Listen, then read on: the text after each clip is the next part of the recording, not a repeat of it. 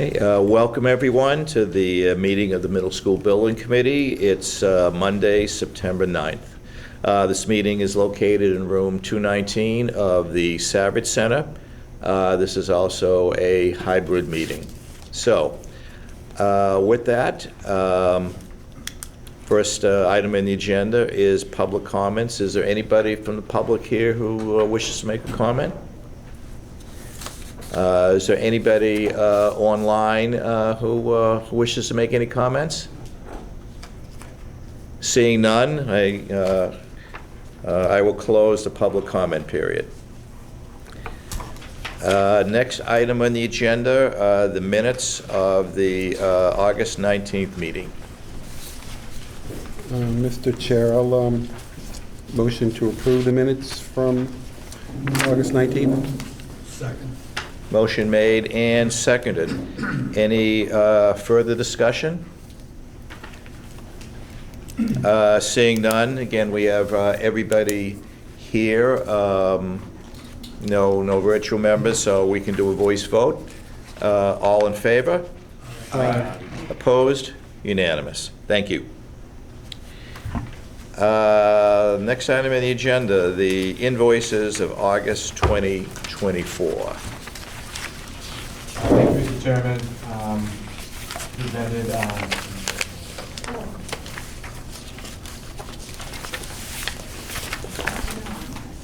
and here we have the vendor invoice package for this month. Lines 1 and 2 are for Vertex monthly OPM services and on-site testing services, testing $97,921.05. Line 3 for AI3, their invoice architectural services for the month, $69,543.62. Line item number 4 is an invoice for electric time. This is an FF&E invoice for $2,323 to refurbish the historical clock. Mm-hmm. And finally, line items 5 and 6 are for W.T. Rich for application for payment number 15, inclusive of change orders to date, in the amount of $6,908,330.87, bringing this month's total to $7,078,118.54. Okay. Any questions, comments? Mr. Chair, motion to approve the invoice package as presented. Second. Motion made and seconded. Further discussion? Seeing none? All in favor? Aye. Aye. Opposed? Unanimous. Again, thank you. Thank you. All right, project update. Continuing our financial theme, this is a snapshot of our VIP, which is included in the package in front of you. As we move to the third page here, as you can see here on our bottom line, the MSBA project funding agreement line, third from the bottom, highlighted in gray there. Inclusive of what was just approved, we have $132,880,121 committed of the $147,954 budget, which would be about 90% committed. And of that, $76,445,222 spent to date gets us to about 58% of the budget spent to date. Okay. And in note to our MSBA reimbursement status, they have reimbursed for request 31, 32, 33 is pending, and just under $23.8 million has been reimbursed to date, which is 54% of the grant. Okay, and we've been getting regularly monthly payments from MSBA, following approval of the invoices. Yeah, just to clarify, 54% of what's been submitted has been reimbursed for the eligible cost was on track. It's just below that $3 is 31% of the grant. I just read the wrong box there. All right.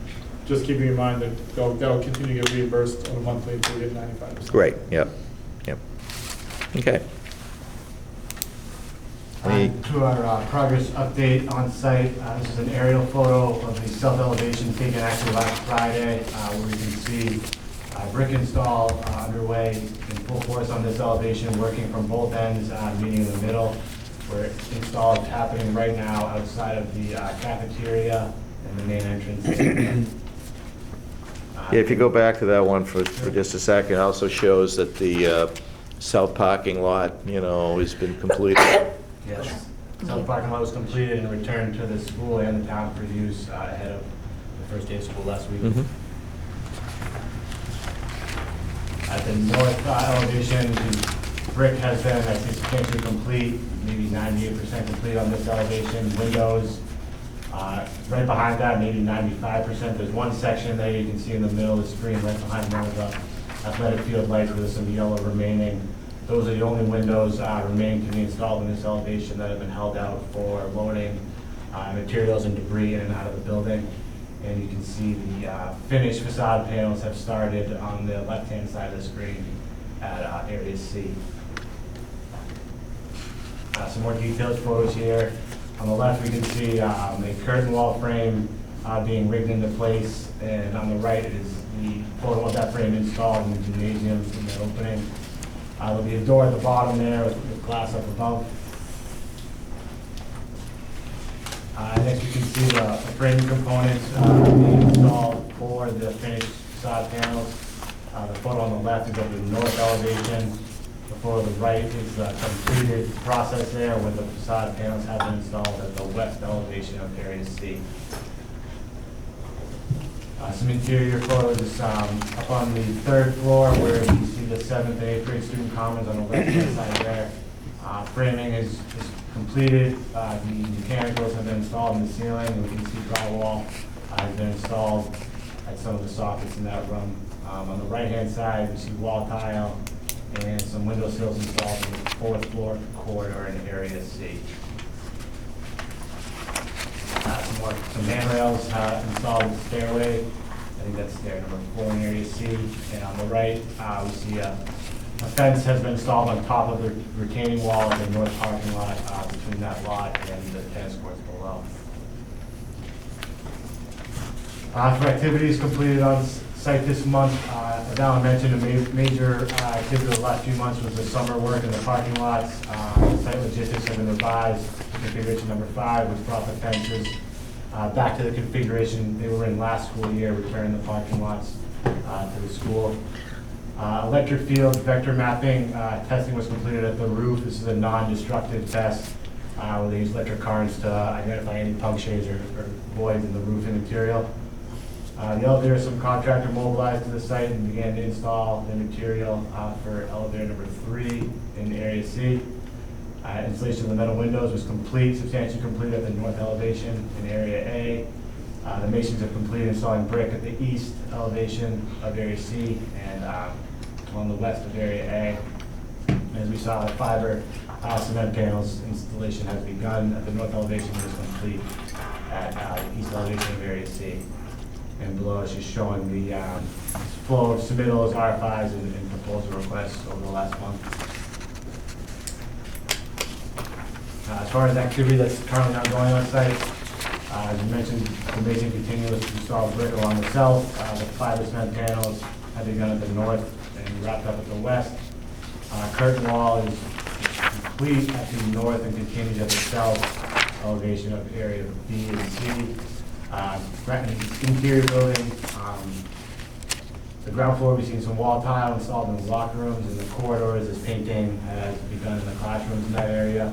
Lockers were delivered to the site last week for the 2nd and 3rd floor, and that installation is going to begin any day now. Casework continues with windowsills also on the 3rd floor in Area C. Walls have begun to finish and receive the first coat of paint on the ground floor in Area B at the admin suite. And ceiling grid is ongoing on the 2nd floor in Area B. And our mechanical, electrical, plumbing, and fire protection crews are focused on the 2nd and 3rd floors in Area A, and wrapping up in the auditorium. And overall, the project is still on schedule for phase 1 substantial completion for June 6th next year, 2025.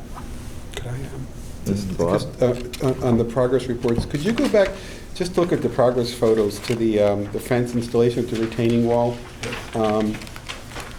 Is the, what's the landscaping plan for the slope? Is that going to be grass, or is there, or? It is a combination of grass and a few small plantings and a handful of trees. This, what we see here has been hydro-seeded for some stabilization until the final plantings are installed with the rest of the site next summer. I'm pretty confident that that will control any, it's pretty steep. I'm Yes, just concerned yeah, about yeah. erosion, Yeah. but yeah, that should work. That's good.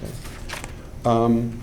And probably more on the town side, so the access to the tennis courts, one is by way of the ramp on the, by the retaining wall. Are we going to continue to keep the access open to the tennis courts by way of the, that temporary driveway by the property on Washington Street For now. for now?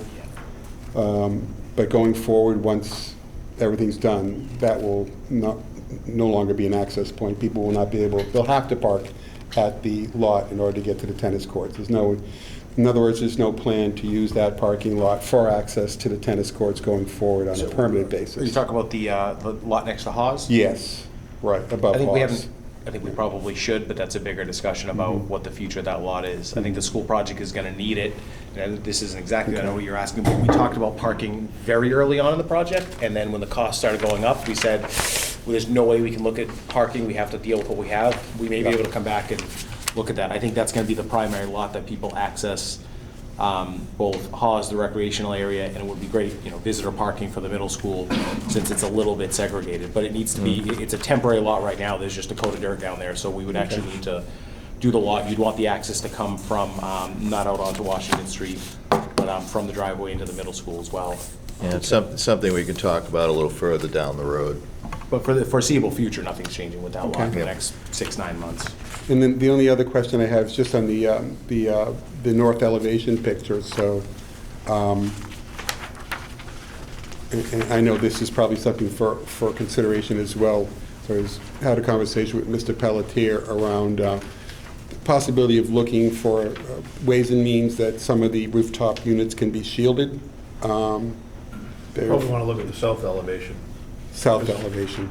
This is from a drone. You're not going to see that Right. from the field level, but from the parking lot level, if you go to the south elevation, which is the front, basically the front of the building. Yeah, I mean, Yes. obviously you're not going to see it from that point of view, but you're going to see all the rooftop units from Washington Street and most of the south parking lot. Yeah, As they sit now. Yeah, we've talked about that. We've done a site visit, and there's a couple of proposals out there that AI3 is working on, and, maybe by the next meeting, we'll have Okay. something to present before the committee on that. I mean, it's an aesthetic issue, it's also a cost issue. We're going to have to balance aesthetics and costs. Okay, thank you.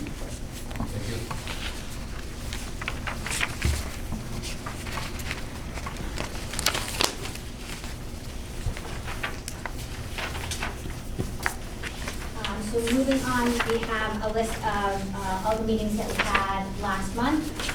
We had our FF&E finishes presentation, so that package is now out on street for bidding. We also had a follow-up safety and security meeting. Upcoming meetings that we've had in September, we had a meeting to review the electrical room layout of the new building.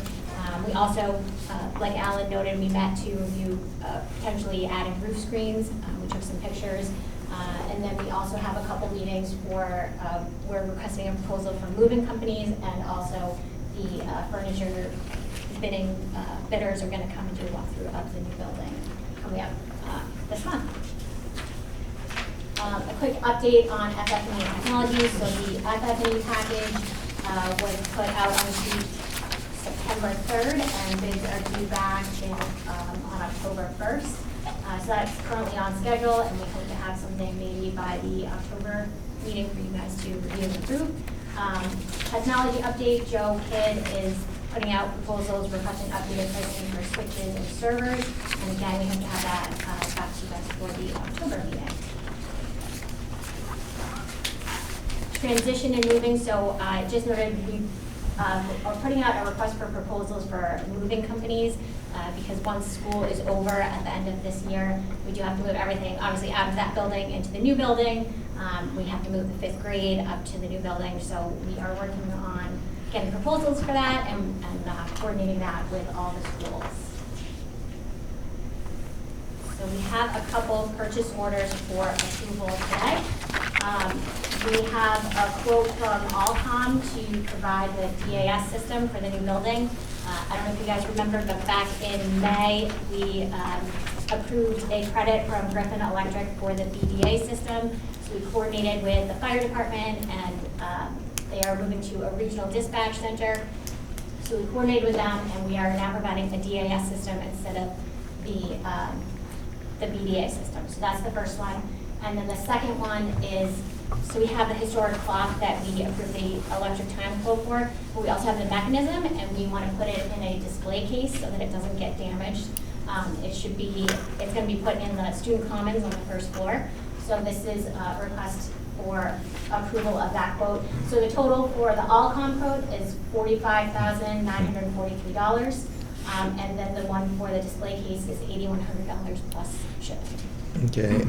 On the DAS system, as I understand that this is consistent with the requirements and the requests of the fire department. Yes, we reviewed it with them, and they've approved it, and they're okay with the system. Okay. It works for them. What was the credit for the system? It was $20,820. Is it possible just, and I know I can be annoying about this when we talk about BDA and DAS and POP, is it possible just to get references as to define what those terms are? Oh, yeah, so DAS is, I forget what the acronym is. Distributed antenna Yeah. system, and BDA, I think, is bidirectional amplification. And so it's basically to make sure that their walkie-talkies and their radios Communication work systems inside the work, building, yeah. and there are no dead spaces. And POP is just, the POP displays is the name of the company we're purchasing Okay. it from. Yeah, it's a required system, Yeah. one or the other, for a building that size. It's a code requirement to have an assistant, basically a system that assists comms for emergency responders. Okay. Okay. Okay. Pleasure of the committee. I'll make a motion to approve Allcom quote dated 2/6/24 in the amount of $45,943, and further to approve the POP displays quote for a total of $8,100 plus shipping. Okay. Motion made and seconded. Further discussion? Seeing none, take a vote. All in favor? Aye. Opposed? Unanimous. Thank you. Short potential change order launch, there was a copy handed out in front of you, there's a printing error there, so it's not completely up to date, so I will email a copy out to the committee after this meeting. We head to change order number 12. We have 4 PCOs included in change order number 12 for your approval tonight. First one, PCO 8108 for RFI 404, which is related to the termination of the primary electrical service. So this is cost to have the project's electrician terminate the primary electrical cables to the gear in the underground duct bank to the vault. This was scope that would have been carried through the utility company, but with the switch to install the primary service underground in the parking lot, this is a spot that they asked the electrical contractor to pick up, as they don't do the underground work. So the cost there, $21,995. The next one, PCO 8093 for ASI 27, which added drainage to an underground vault. There was an underground vault for, I think it was technology cables at the south parking lot that did not have any drainage associated with it. Cost to add the drainage for the site contractor is $10,312. The next one, PCO 8100 for R5 325, was an elevation change for UIC, which is underground, which is for a underground infiltration structure. The outlet pipe had to be raised. I think it was just under a foot for a sloping issue. And then the cost there is $7,947. And the last one is 8102 for a couple R5s that clarified the scope of the fire extinguisher cabinets. The project originally owned a fire extinguisher and fire hose combination cabinet. After coordinating with the department, we ended up revising those details and installing just a recessed drywall niche for the fire department connection in the wall. So the cost to add for the drywall and the labor there and deleting the old cabinets ended up in a credit of $1,661 for a total in change order 12 of $38,593.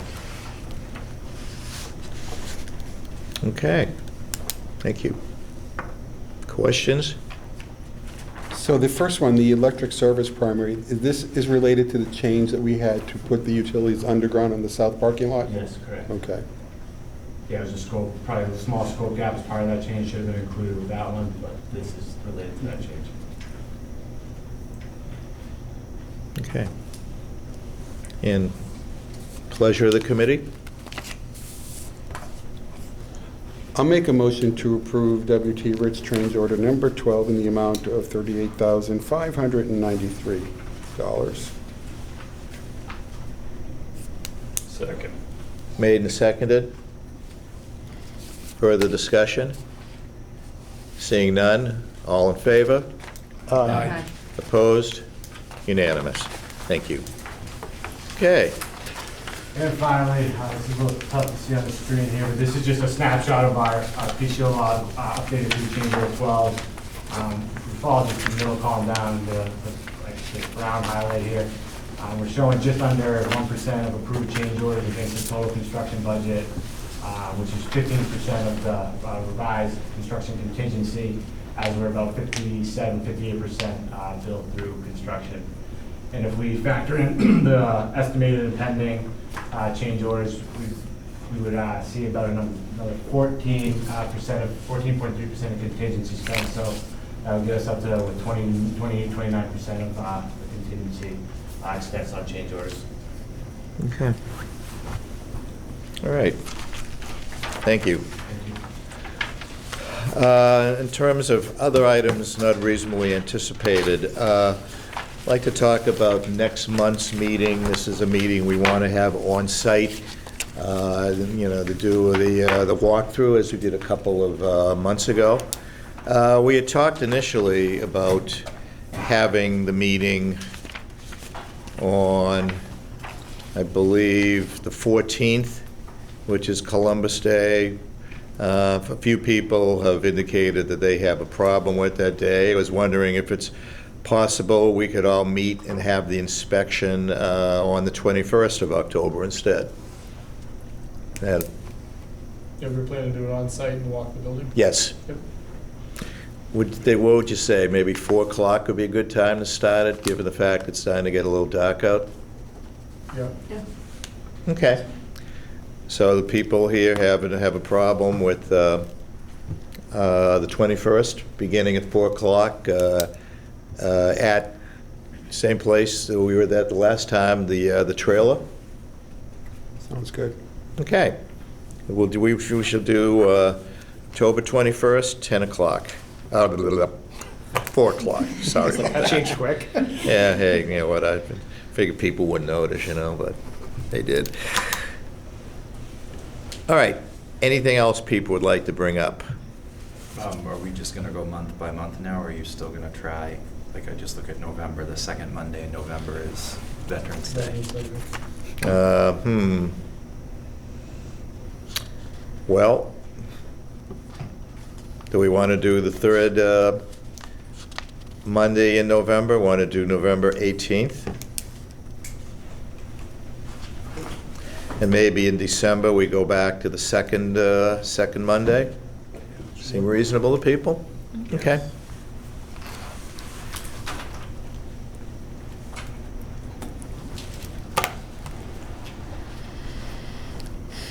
Thank you. All right, anything further? Mr. Chair, I'll make a motion to adjourn. Certainly somebody will second a motion to Motion adjourn. fails for lack of a second. All right, thank you. Motion made and seconded, discussion seeing none, all in favor? Aye. Opposed, unanimous, thank you.